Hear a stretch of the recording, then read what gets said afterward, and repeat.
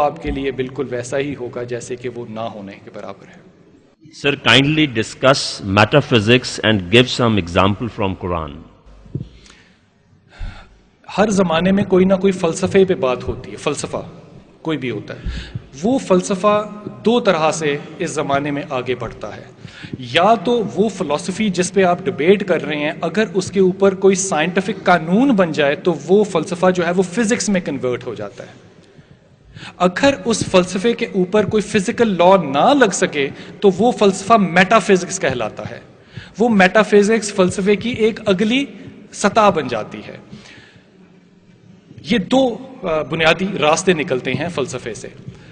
قرآن کے اندر جو meta physics ہے, بہت سی میٹا فزکس جو ہے وہ جب ڈٹرمن ہو جاتی ہے انسانی علم کے اوپر تو وہ میٹا فزکس نہیں رہتی. جو ڈٹرمن ابھی نہیں ہوئی وہ ابھی ہمارے لیے میٹا فزیکل ہی ہے.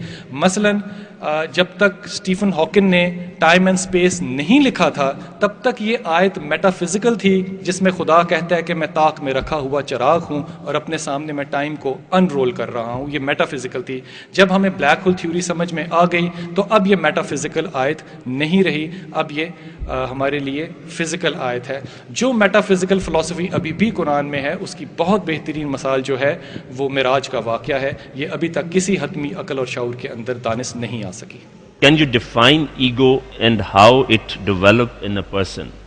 میں اس کے اوپر ذرا تھوڑا سا انڈائریکٹ آپ کو جواب دینا چاہوں گا, تھوڑا سا اس کو بیئر کیجیے گا.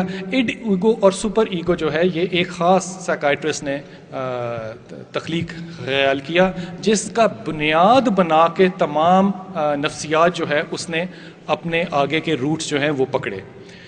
اب یہ جو صاحب ہے جنہوں نے کہ یہ سارا فلسفہ نہیں, یہ نفسیات کریٹ کی, یہ رہنے والے ہیں ویانا کے, اور ان کی جو کیس سٹڈیز ہیں یہ کیس سٹڈیز ہیں 1300 عورتوں کی.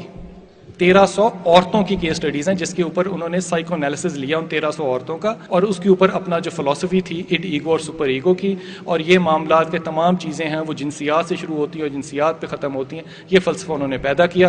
میرا سوال یہ ہے کہ اگر ایگو اتنا ہی ایک امپورٹنٹ اور انٹلیکچوئل سبجیکٹ ہوتا تو یہ سوال کرنا میرے خیال میں جائز بنتا ہے کہ ویانا میں اگر آپ آج بھی جائیں تو 2% پاپولیشن لوکل ہے, 98% پاپولیشن وزٹرز اور ٹریولرز ہیں وہاں پہ.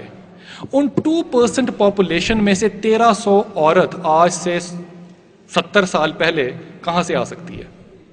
آج کا جو میو ہاسپٹل کا سائیکائٹرسٹ ہے اگر اس کو بھی کہنا کہ 800 کیسز مجھے ریپروڈیوس کرو to make a study, it will be a nightmare 800 case produce کرنا.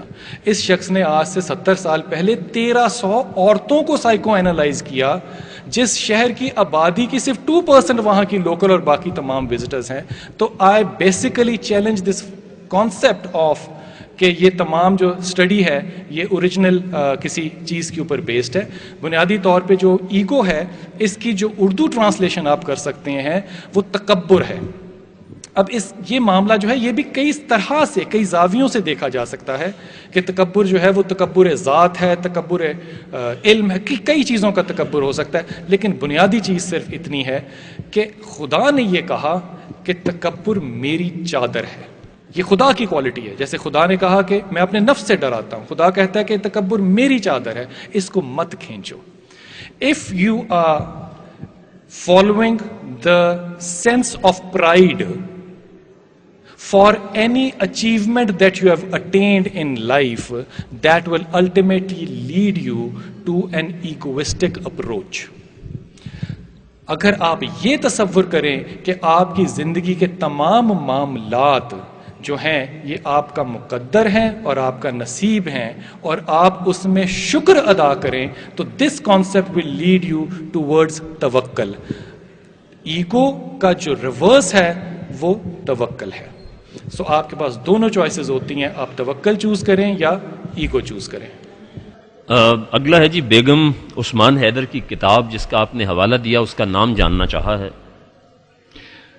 اس کتاب کا نام ہی بیگم عثمان کی یادیں ہیں اور جو انڈیا کی لکھنؤ کی پبلیکیشن ہے, اس پبلیکیشن کا جو ٹائم پیریڈ ہے I think that is Pakistan میں جو اس کی کتابیں اویلیبل ہیں وہ 58 کے قریب کی پبلیکیشن ہے، اور یہاں پہ جو پبلشرز ان کے ہیں بیگم عثمان حیدر کے، وہ سنگ میل پبلشرز ہیں۔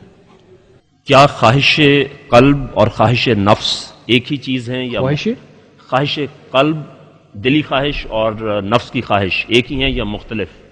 میں ہمیشہ اپنے طالب علموں سے کہتا ہوں کہ جب بھی کوئی چیز سمجھ میں نہ آ رہی ہو تو اس کا بہت آسان معاملہ یہ ہوتا ہے کہ آپ کم از کم یہ جانتے ہوں کہ لفظ کے معنی کیا ہیں۔ اب جب آپ لفظ قلب استعمال کرتے ہیں تو قلب کا مطلب عربی کے اندر ہرگز آپ کا دل نہیں ہے، قلب کے معنی ہے سینٹر کے، صدر کے۔ یہ صدر ہے، یہ سینٹر ہے، یہ نیوکلیس ہے، یہ آپ کی انٹیلیجنس کی جگہ ہے جہاں کہ آپ کی کانشیسنس پلیسڈ ہے آپ کے کراس سیکشن آف برین کے اندر۔ یہ دونوں جو خواہشیں ہیں یہ ایک ہی جگہ سے نکلتی ہیں جو کہ تھنکنگ بینگ آپ کو بناتی ہیں۔ بہرحال سوال میرے خیال میں شاید یہ زیادہ مناسب ہے کہ خواہش ہونی چاہیے یا نہیں، قلب کی خواہش ہو یا جس کی بھی خواہش ہو، ہے وہ آپ کی ذات۔ اگر آپ اپنی خواہش کو سرنڈر کر دیں ان فیور آف گاڈ تو یہ توکل کا راستہ ہوگا اور یہ آپ کو ہمبلنس کی طرف لے کے جائے گا۔ اگر آپ اپنی کسی بھی خواہش کو تکمیل کے لیے جد و جہد کریں گے تو یہ آپ کو ایگو کی طرف لے کر جائے گا اور یہ آپ کو ایک تکبرانہ شخص بنائے گا۔ ابھی آپ نے کہا کہ خدا نفس رکھتا ہے، اس کی ایکسپلینیشن چاہیے مزید سمجھنے کے لیے۔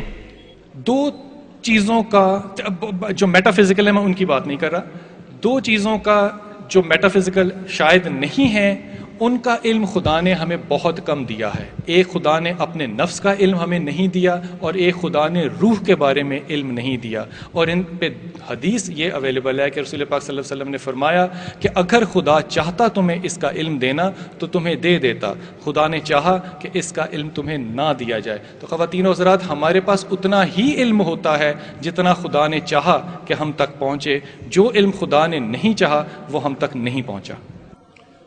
قرآن میں ہے ہم نے انسان کو اپنی بندگی کے لیے پیدا کیا، اس حوالے سے آپ پرپز آف لائف اسپیسیفکلی بیان کریں۔ بندگی سے مراد ہرگز ایسا نہیں ہے کہ خدا چاہتا ہے کہ آپ اس کے لیے کہیں سے پانی ڈھونڈو کے روز لیتے چلے آئیں۔ پرپز آف لائف خدا نے سورہ بقر میں آپ کو بڑی واضح طور پہ بتا دیا۔ خدا نے کہا کہ چاہو تو مجھے مانو، چاہو تو مجھے نہ مانو۔ اس سے کورسپونڈنگ آیت جو اللہ نے آپ کو دی وہ یہ دی کہ مجھے اٹھتے بیٹھتے لیٹتے کروٹوں کے بل یاد کرو، ایسے یاد کرو جیسے تم اپنے آباء و اجداد کو یاد کرتے ہو۔ کوما ڈالنے کے بعد خدا نے کہا لیکن ذرا زیادہ۔ So purpose of life according to God is nothing else but the remembrance of God. اگر اس کے علاوہ خدا کا کوئی پرپز ہوتا تو وہ رزق کمانا آپ کی ذمہ داری لکھتا۔ خدا نے ایسا نہیں کیا، اس نے کہا رزق، ذلت، عزت، موت، زندگی، یہ تمام وہ کام ہیں جو کہ میری ذمہ داری ہیں۔ تمہاری اس دنیا میں بھیجنے کی وجہ جو تھی وہ صرف یہ قرار پائی کہ تم جاؤ، یہ تمام پروٹوکول جو میں نے تمہارے لیے قائم کیا ہے تم اس کو جا کے انجوائے کرو، اور اپنی اس طبعی زندگی میں اپنی عقل اور شعور جو میری ہی دی ہوئی نعمت ہے اس کو استعمال کرو اور مجھے شناخت کرو، اور جو راستہ اختیار کرو وہ میری یاد کا کرو۔ اگلا سوال ہے جی، اگر ہندو مذہب اتنا ہی پرانا ہے تو پھیلا کیوں نہیں، یعنی اس کی تبلیغ کیوں نہیں ہوتی؟ ہندو مذہب کی بہت تبلیغ ہوتی ہے۔ اگر آپ کو کبھی پاکستان سے باہر جانے کا اتفاق ہوا ہو تو یقین کریں کہ وہ تبلیغ کا بہت زیادہ اہتمام کرتے ہیں، اور اس کے لیے بہت سی ایسی NGOs ہیں اس دنیا میں، پاکستان میں بھی ایکچولی ہیں، جو کہ اس کی تبلیغ کرتی ہیں۔ لیکن the basic concept behind the Hindu mythology is so week, وہ اتنا کمزور ہے کہ اس کو آپ پریچ کر نہیں سکتے انٹلیکچولی۔ سو اس کی پریچنگ کا جو پرپز ہے، جو طریقہ کار ہے، وہ صرف ہمز گانے کا ہے، جو ودا ہیں ان کو گانے کا ہے، اور آپ کا جو میسج ہے الٹیمیٹلی وہ صرف یہی نکلتا ہے کہ آپ تمام لوگوں سے محبت کریں اور محبت کے ساتھ اس زندگی کو